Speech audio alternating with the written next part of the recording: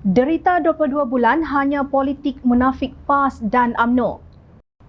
Menjelang pilihan raya umum, pemimpin UMNO dan PAS dilihat berusaha keras menggunakan modal basi derita 22 bulan untuk menyerang Pakatan Harapan, sedangkan hakikatnya kenyataan mereka tersasar daripada realiti kerana rakyat Malaysia sendiri boleh menilai pencapaian harapan semasa menjadi kerajaan, kata pengarah komunikasi Amanah Khalid Abdul Samad. Menurut beliau, sebelum dijatuhkan melalui pengkhianatan langkah Sheraton, Pakatan Harapan telah melaksanakan sebahagian besar manifesto yang dijanjikan dalam pilihan raya umum yang lalu. Antaranya adalah menghapuskan cukai barang dan perkhidmatan GST, menurunkan kadar tol secara berperingkat, menstabilkan subsidi dan harga minyak, mengawal harga serta bekalan barang keperluan terutama semasa musim perayaan, menstruktur semula pelaksanaan projek-projek mega, memberi royalti kepada negeri pembangkang. Selain daripada itu, harapan juga terpaksa mencuci najis yang ditinggalkan pentadbiran UMNO, terutamanya melaksanakan pemulihan ke atas tabung haji dan memastikan dana One Malaysia Development Berhad 1MDB dari luar negara dapat dikembalikan, tegas Khalid. Beliau berkata langkah Pakatan Harapan melantik golongan profesional atau teknokrat yang berpengalaman serta berwibawa untuk mengepalai syarikat berkaitan kerajaan GLC telah membawa impak positif dalam tempoh singkat. Sikap terbuka kerajaan terhadap media telah memulihkan kedudukan demokrasi, manakala pelaksanaan kontrak terbuka telah mengelakkan daripada wujudnya unsur-unsur rasuah. Hasilnya, kedudukan Indeks Persepsi Rasuah Malaysia mencatatkan prestasi membanggakan. Malah pada saat-saat akhir sebelum harapan dijatuhkan secara tidak bermaruah melalui langkah Sheraton, kala jangkitan COVID-19 yang mula melanda negara berjaya dikawal, ujar beliau. Khalid tidak menafikan berlaku kelemahan, tetapi hal tersebut dibaiki secara terbuka dan telus berbanding mengambil sikap berdalih dan memberi 1001 alasan.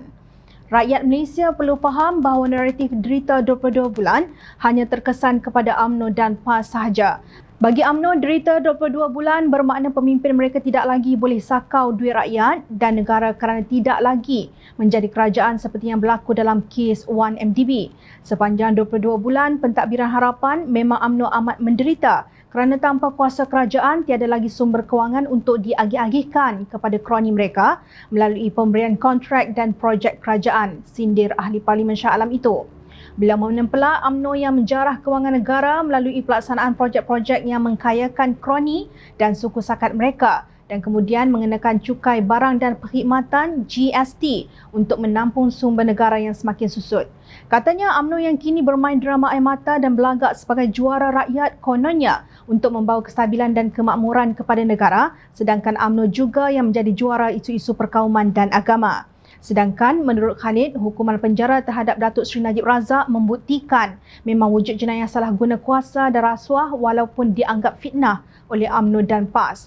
PAS juga tidak perlu berlakon kononnya turut terkesan dengan derita 22 bulan kerana pada tempoh itu jugalah rakyat Kelantan menyaksikan para pemimpin kerajaan negeri Kelantan berbelanja mewah dengan membeli Mercedes-Benz walaupun hak rakyat mendapat bekalan air bersih terus dinafikan.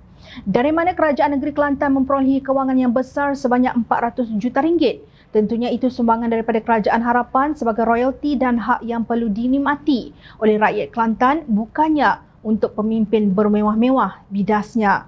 Beliau mempersoal adakah selepas PAS dan UMNO menjadi kerajaan secara pintu belakang, adakah nasib rakyat sudah bertambah baik? Tidak sama sekali. Malah situasi semasa menunjukkan keadaan menjadi lebih buruk. Harga barangan pun tidak terkawal walaupun dahulu UMNO dan PAS begitu lantang berkempen Buy Muslim First.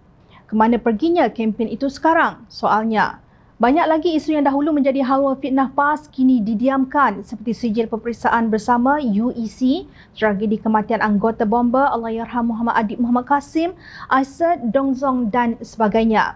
Ternyata semua hal ini hanyalah mangsa permainan persepsi UMNO dan PAS untuk menimbulkan suasana tidak tenteram dalam kalangan rakyat berbilang kaum dan agama, bidas Khalid. Beliau juga membangkitkan kebejatan yang berlaku dalam negeri yang ditadbir oleh PAS yang juga gagal menunjukkan contoh yang baik. Penganjuran Kedah Fashion Week 2022 diikuti dengan pertandingan Bina Badan Wanita di Kedah dan konsert di Ketereh Kelantan yang berlangsung menunjukkan sikap hipokrit parti yang kononnya memperjuangkan Islam sebagai sistem pemerintahan. Apa yang PAS lakukan hanyalah mencuci kaki sahaja dengan mengaut kejayaan hasil pentadbiran Cekap Harapan seperti yang berlaku kepada tabung haji. Nasihat kami kepada UMNO dan PAS, berhentilah menjadi golongan munafik yang berpolitik dengan prejudis yang jahat dan tidak berasas. Berpolitiklah secara matang dan membina, kata Khalid. Tindakan mudah bagi rakyat Malaysia untuk mengelak daripada kemurungan akibat kebejatan pihak pemerintah ialah dengan menolak UMNO dan PAS pada pilihan raya umum ke-15 ini sebagaimana mereka ditolak pada pilihan raya umum ke-14 dahulu.